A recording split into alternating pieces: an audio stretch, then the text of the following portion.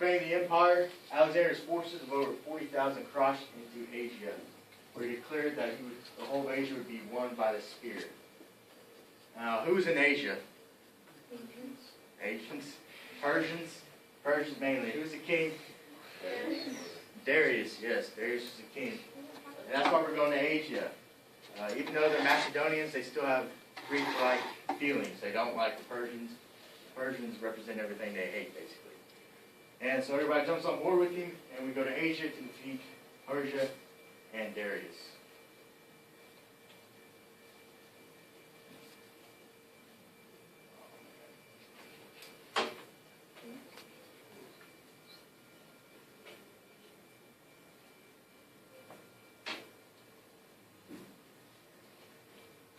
Defeating Darius of Persia. Alexander is very successful against Darius. His men were more well-trained, and he was a better military leader. The Persian army is large and disorganized, and this gave Alexander and his men the upper hand.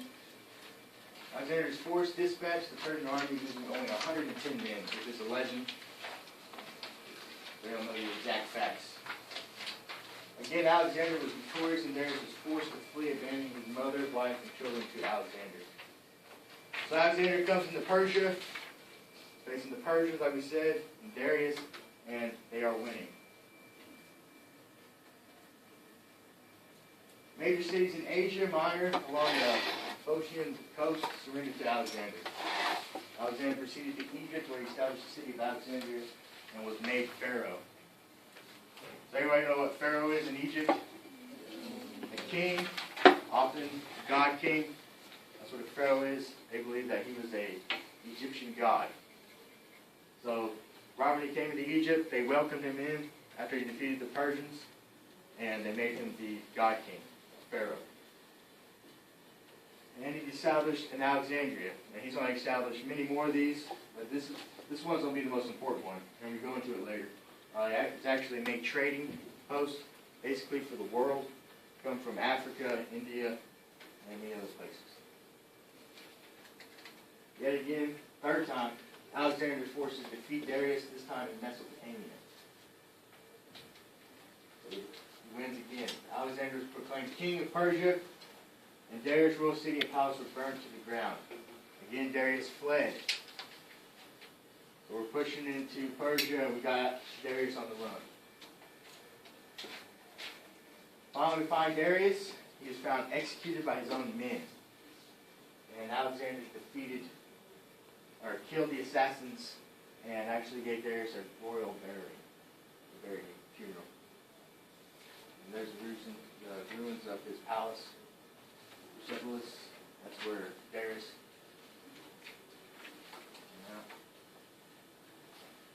And he's very respectful of his enemies. And you'll see that's kind of how he keeps together in the beginning. He's respectful to them. It allows them to basically go on living the way they are, but under his name. Once of extension in the spring of 327 BC, Alexander and his army marched into India. We were pushing forward, marching into India. And his men are getting tired. They're a long, long way from home. And Alexander is doing these mixing cultures. He's bringing other people in. He's allowing them to come to the Greek culture. He's actually promoting his men to marry Persian women and women of other ethnicities. Why did he allow them to rule without forcing Greek culture upon them? Why do you think so? Right? To keep their culture. Wanting to keep their culture and to keep them happy. And if you mixing it together to bring in intelligence from one culture, from another, and you get smarter together. At the end of this, the Macedonians rebelled and refused to go any further. Forces traveled down the Indus and back and began the long journey back to Mesopotamia.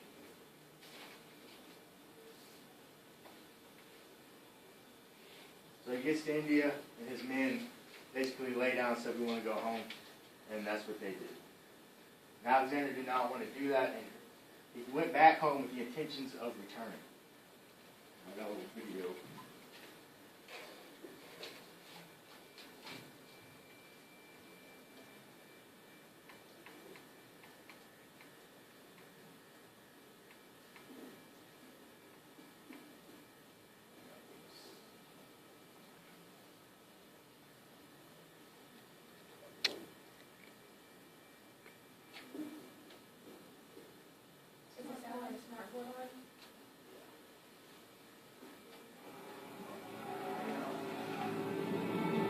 Miss Alexander. One last time.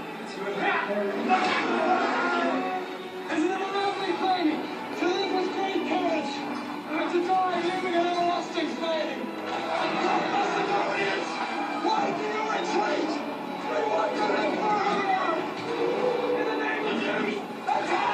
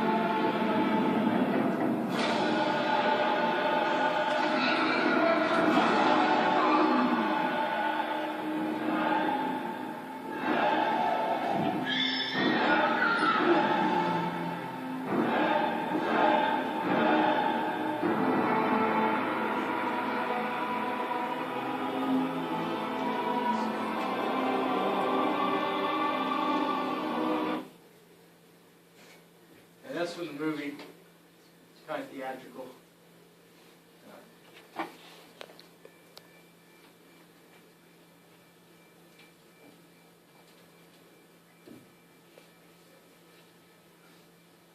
Anyway, he returns home, back to Babylon. Not really home. Alexander made Babylon the capital city of his empire. So it's no longer the Greek city-states, it's Babylon. Now, if you're a Greek citizen or Macedonian, and he moves the capital city of the empire to Babylon, what does that say? What are you thinking? Anybody? What? No special. Why? What are you thinking if he moves the capital city to Babylon? He moved the capital city from Macedonia to Babylon, his home country, to a foreign state. Angry, kind of displaced. He's moving away from his Greekness, Greek life, to Babylon, the Persian Empire. He married one of Darius' daughters and encouraged 10,000 of his soldiers to take Persian wives. So again, he's trying to meld these two cultures together. He died the following year at age 33 before he could produce an heir, and his kingdom was divided among his three of his generals. So, right after he dies, his empire splits up into three parts, split between three generals. So, there's the rise and fall of Alexander's empire. Lasted 10 years, and it fell very quickly. Hellenistic. That's what it's after that. Alexander wanted cultures to blend together. This would expand knowledge and keep the peace. And that's what he believed. He believed that blending these cultures together, you create a perfect society. No one would be fighting, we share our culture, and make a better world. That's basically what he wanted. That's why he named all these places Alexandria, not different names. He wanted everything to be the same. While trying to conquer the world, Alexander established a number of major cities, most of them named Alexandria. That one's named after his horse. Alexandria, Egypt, was the most famous for its trade and thinking center. And it was that way for many, many years. Alexander encouraged the Greeks to accept new ideas and culture. He also wanted the Greeks to marry people from other cultures, even though many Greeks did not want to blend. And again, we've always hated the Persians. We've always hated the East. And now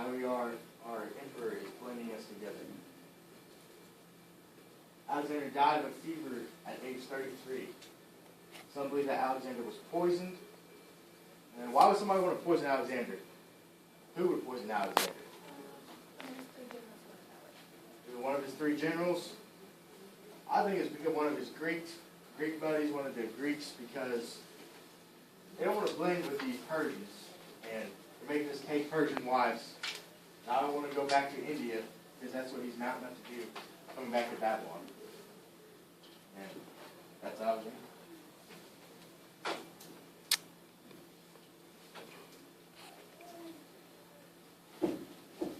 Today,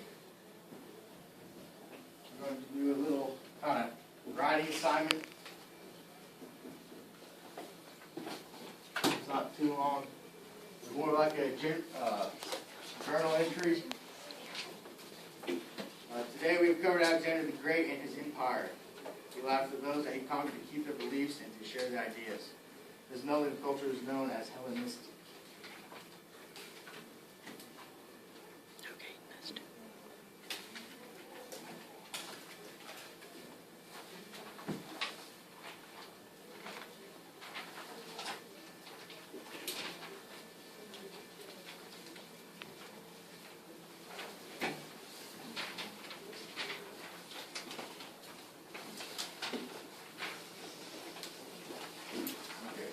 Directions.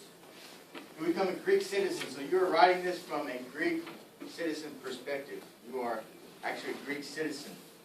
Again, these people come into your culture and bring with them their culture.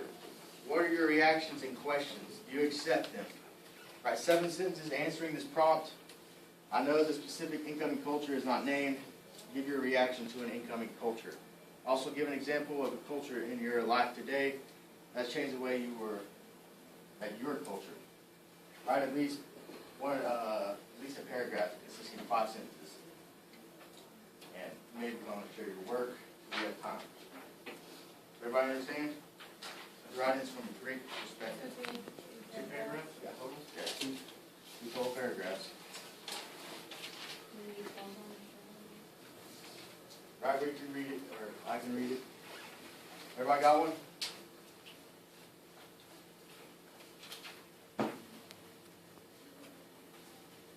Anybody have any questions?